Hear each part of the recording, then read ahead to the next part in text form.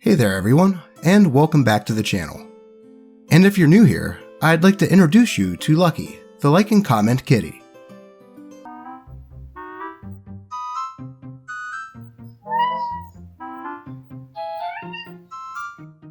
In today's episode of Dungeons & Dragons Horror Stories, we have a few tales of tabletop RPGs that can only make you go, what? So, without further ado, let's get right into it. Gaslighted into thinking DM disappeared in real life. By Reddit user Snorlax in the Road. Point of order. I can only tell you what happened, the conclusion I came to, and the evidence to support it. This 100% happened as I remember it. A Reddit post in the Looking for Game was asking for players for a homebrew 5e setting. Very steampunk. A Flying City of Gears style kind of story. We get chosen after talking online via Discord, privately with the DM, and then we meet the other members of the newly formed group. Everyone seems chill and excited to play. The DM goes into his history of DMing, how he lives in Japan, and how he is DMing other games along with ours. Important for later. We get in gear, and the first session hops right into the heart of the story. We are role-playing, fighting guards, and music is playing on a bot. It was awesome. A poster child for how a game should start and feel. Or so we thought. The week goes by, and we begin to pile in for session 2. All of the players are in the Discord ready to go, and now we are just waiting for the DM, who was active and had messaged in the general chat an hour ago. He doesn't show. We wait awkwardly for 45 minutes, trying to private message him, messages Reddit. Nothing. We say, maybe something happened, I hope he is okay, and agree to meet again next week, and wait in the meantime to see if he messages the group. The week goes by silently. It is the day before game day. Radio silence. A new person joins the Discord. It is Guy, made up name. Guy says he is from the DM's other game, and asks us if we heard from him. The DM also missed their game, and hasn't messaged anyone. At this point, we are all like, what the fuck, where is he, what's going on? We barely know each other, so when game day comes and goes without him, we all awkwardly say goodbye after one session. As I hover my mouse over the Leave Discord server button, I have a thought. How did Guy get into the server? No one knew him. He was a stranger who, according to him, knew the DM. The server was for our game alone, made by the DM, and only he invited us. So, who invited Guy? Did the DM fabricate this plan? This plan to end the recently started game by faking his disappearance and create a fake account under the name Guy to sell the story? Was our session 1 so bad collectively that he activated some Omega level last resort to avoid an awkward conversation? If this ending is disappointing to you, I agree. I still don't know. I stayed in the server for another month, sending messages to both accounts and got nothing back. It is the single weirdest experience in my life as a D&D player. Well, that is certainly a strange course of events. OP makes a good point there. If that server was only for their game, and that DM was the only one who could invite people, how did this Guy character get invited to ask about the DM? It certainly is a mystery, but I would say all signs point to Guy as being an alt account for DM. And DM just didn't want to play the game anymore for whatever reason, and instead of just letting the players know, decided to go all Houdini on them. Which is a shame, since it sounded like all the players, including OP, had a fantastic time with that first game.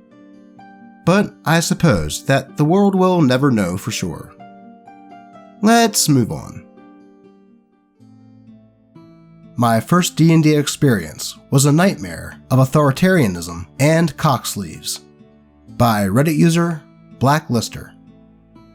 This takes place in 2014 to 2015, so nearly, 7 or 8 years ago. So my memories of certain details during the events are going to be spotty at best, so bear with me. My first D&D experience was in college. One of my friend's friends was familiar with D&D and had offered to run a few sessions for us. At the time, I had no frame of reference for D&D, but I'd heard a lot of cool stories about it from a coworker of mine a year or two prior, so I accepted. Now, in our college friend group, there were about 6 who were interested in participating in the group. Myself, a male, Terry, male, Katie, female, Carly, female, Rachel, female, and the DM, also female. So I'm surrounded by a lot of estrogen. Not particularly relevant, but amusing nonetheless. Some tangential points to make. Carly and Rachel were roommates, and DM had repeatedly made comments in front of my significant other that if she didn't want me, then DM would gladly take me off of her hands. I won't call it a campaign, because I don't know how many sessions the DM actually had planned to host, though based on my subsequent experience, it couldn't have been that many. Having never played D&D before, I needed a lot of help creating my character, and although I couldn't for the life of me understand the difference between a sorcerer and a wizard, I eventually settled on a sorcerer, who also had a little snake familiar named Oreo, on account of his white and black scales. The first session started out about as well as you could expect, with all of our characters introducing themselves to each other, all starting at level 1. Besides myself, Terry was a basic B human paladin. Katie was a bow-wielding elf ranger. Carly was a halfling-sized elf, or something. The reason for my confusion will become clear. Was also a rogue. Rachel was an orc barbarian. The focus of the story is on Carly, Rachel, and the DM. Now, to this day, I don't remember what either my, Terry, or Katie's characters' names were. I blame memory repression, but the names of Carly's and Rachel's characters are invariably seared into every bowels of my gray matter. Parvel and Mason. Here's how Session 1 began. Our group meets in a tavern and exchange backgrounds, bare bones as they were. Parvel and Mason were gay lovers, between which, both emphasized emphatically, was a significant size difference. I'm talking 3-foot elf, 8-foot orc. This will also become important later. We meet the typical old man in the corner of a tavern who's staring at us beneath the cowl of his robe, and take his quest to go explore a cave where bandits have been rumored to be loafing about, harassing passersby. Fast forward to the end of combat, and we were all having great fun. I used one magic missile the entire fight for fear of running out of spell slots when I might need them later, and instead acted as a frontline stave wielder, beating people over the head with my stick. The session ends with us rescuing a civilian or something, and returning to the tavern, at which point Parvel declares that he and Mason would be having gratuitous sex in their room, and that it would be so loud that none of our characters will be able to sleep soundly. This was met with laughs and amusement by all, and wasn't offensive to anyone playing at the time. I missed the next session because I had a project or some such due, and had to skip D&D to finish it on time. The third session began with my character catching up with the group as they were heading to a village where the villagers were disappearing. The night before we arrive, the DM gives my character a dream where I face off against a goblin to give me XP. I beat the goblin to death with my stick. Then she sends 2 goblins after me, which I also beat to death. Then I fight. I want to say it was a bugbear, but I don't exactly remember. I know that I got a few critical hits on it, and likewise bludgeoned it to death as well. DM pursed her lips and then had me fight a dragon in the dream. It was clear that she was fed up with me beating enemies that were supposed to kill me, and, of course, I get insta-killed by the dragon and wake up out of the dream. It was a clever way to quickly give my character some XP that I might have missed, but I don't think DM expected me to survive so well, with only a stick, mind you. In the course of our traveling, Carly and Rachel make a point of saying that because of the nature of Parvel and Mason's, shall we say, proportional disparity, that Mason had created an impossibly gargantuan-sized cavity where Parvel's rectum was supposed to be. And the DM had agreed that in the last session, that Parvel's butt may thus be used as an impromptu bag of holding. Did I read that right? Yes, you read that right. Ah, thought so. And that any item retrieved from said cavity of holding would be subsequently covered in a copious layer of a certain orc's thick, lathery spooge. Ah, come on! Yes, you read that right too. Somehow, this didn't exactly set off warning bells in my head, although I had thought it was a joke at first and didn't take it seriously. Oh, how naive I was. Fast forward again to the fight in the village, where the paladin holds a choke point against zombies and skeletons, while the ranger shoots arrows over his head. My character, Mason and Parvel, make our way around the outside of the main thoroughfare to flank the main bad guy, a cultist who was chanting over by a well and raising more undead. Prior to this, I had Oreo slither through the snow, around the opposite direction of us, to hit the boss from the other side. The details of the fight are not important, except to say that Oreo got a surprise crit on the boss, landing the final blow as he tried to escape and then killed him. Shouldn't have stepped on Snick, my guy. We loot what there is to loot and make our way back to the city. Along the way, it is described to us that as we are traveling, Mason is using Parvel as a... well, there's no gentle way to say this. A cock sleeve.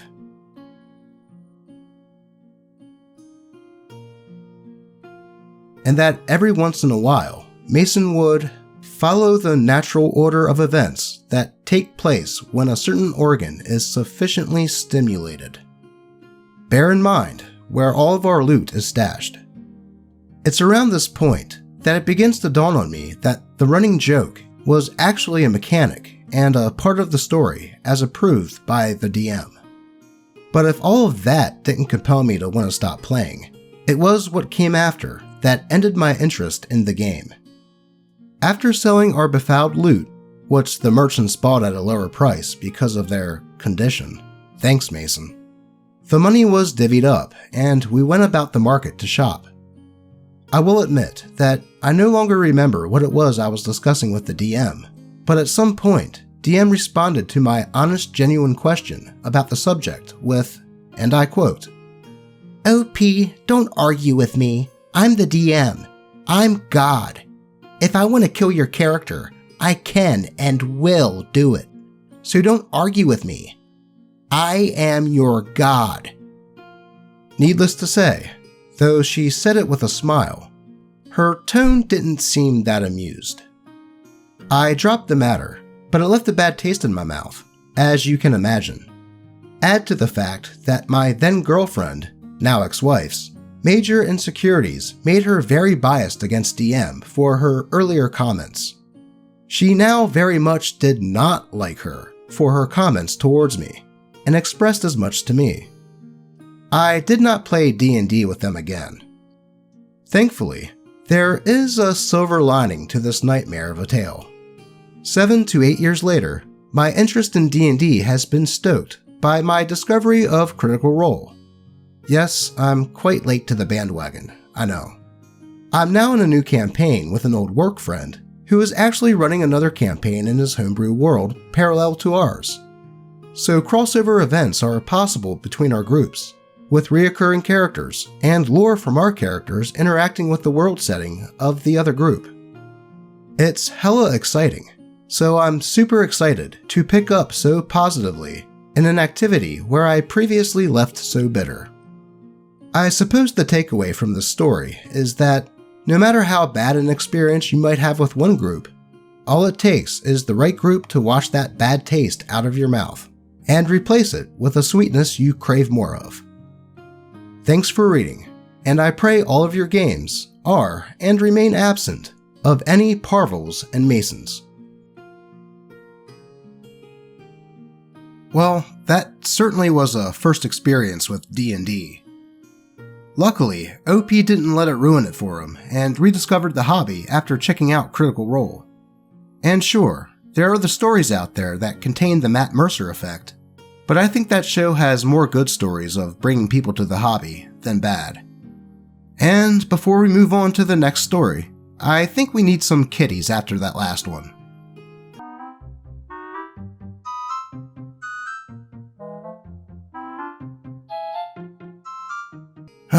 There, much better.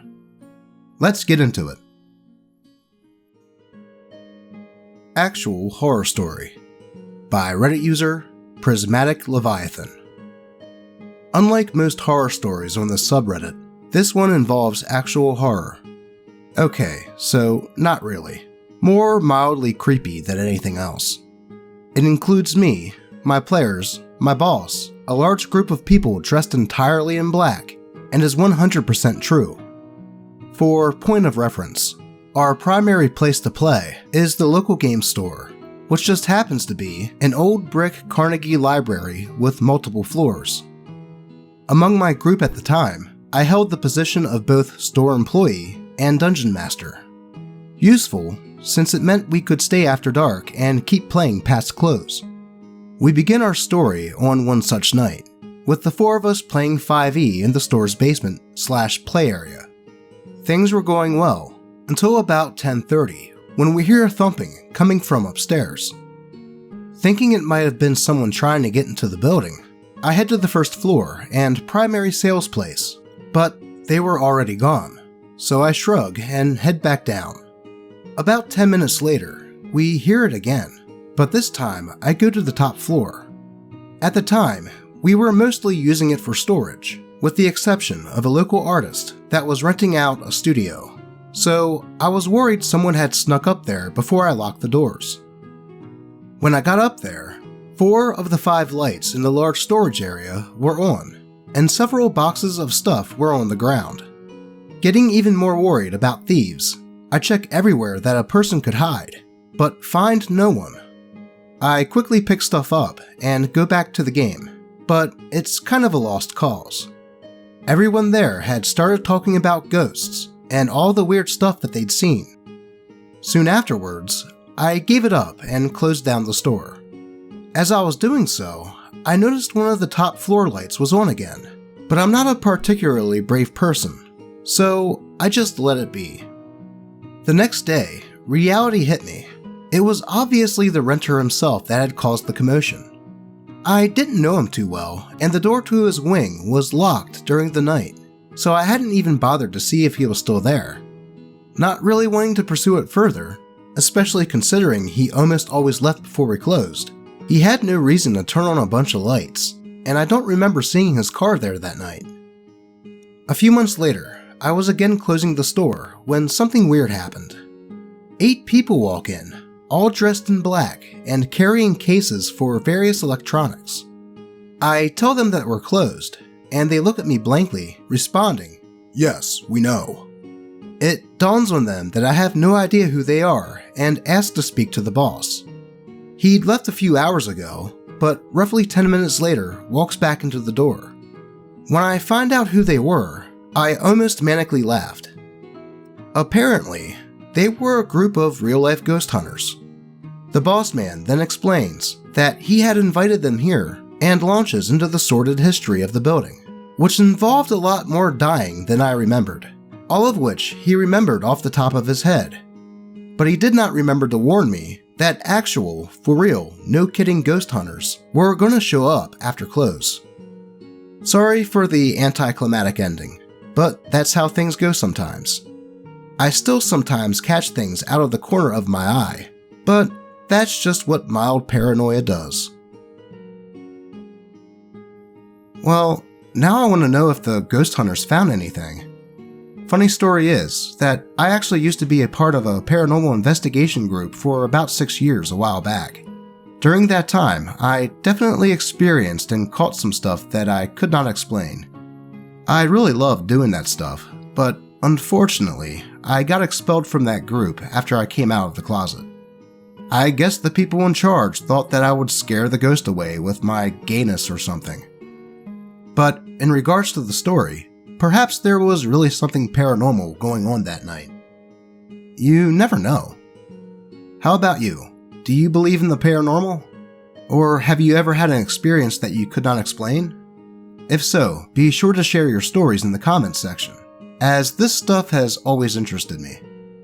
And it looks like we have time for a bonus story, so let's get into it. It Was What My Character Would Do, by Reddit user Elderflowers.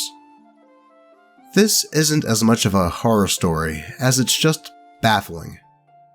A recruitment post was made for a Pirates play-by-post game in an RPG forum, described as a game where you play as pirates, with a system to play as pirates. Even the name of the game could be taken from a pirate novel. 4 other players and me join the game, and we create our characters. We start the game, and the DM describes that our characters are in a tavern in a pirate town, looking for a job. We roleplay a bit between us to get to know the player characters of the other players. A courtier fallen in disgrace that is trying to make a new life, a few hardened sailors, an impoverished doctor, and a snobbish ex-official of the Navy down on his luck that looks disapprovingly at the lack of manners and morals of the customers of the tavern, but needs the money. And then, someone from a famous pirate ship, a ship whose name is in the title of the game, comes into the tavern and announces that they want people for their next voyage. We, of course, inquire a bit about what we're going to do and try to get a job there. After all, this is a pirate game, and this is the hook to start the adventure. Well, not all of us. The ex-soldier decides that, after learning that the job offer was for a pirate ship, he couldn't accept the job because his character's moral wouldn't allow it. And he left the tavern to go looking for a job in another kind of ship. Maybe an explorer's ship. Did I say already that it was a game about pirates? For those wondering, the DM simply took him out of the game, and the adventure went on with 4 players instead of 5. But it was the most baffling, "it's what my character would do" situation that I've ever encountered. I mean, what? Why would you join a campaign specifically about pirates just to make a character that would not go along on a pirate ship? Part of me thinks that this person was just trolling the other players and the DM in this game. Either that, or he just wasn't feeling the vibe of the game, and instead of just letting the DM and players know out of character, decided to use the character's morals as the exit path. Either way, OP and the others at the table were still able to play the game, and now have a strange story to tell. And I had content to fill out the rest of this video. Have you ever been in a game of Dungeons & Dragons, or any other tabletop RPG for that matter, where a player or DM did something that just made you go, what? If so, and would like it to be shared on the channel, be sure to post a link in the comments, on the DnD Doge subreddit, or even just at me on Twitter. As always, I appreciate all of you, and I hope your games don't get too weird. Until next time.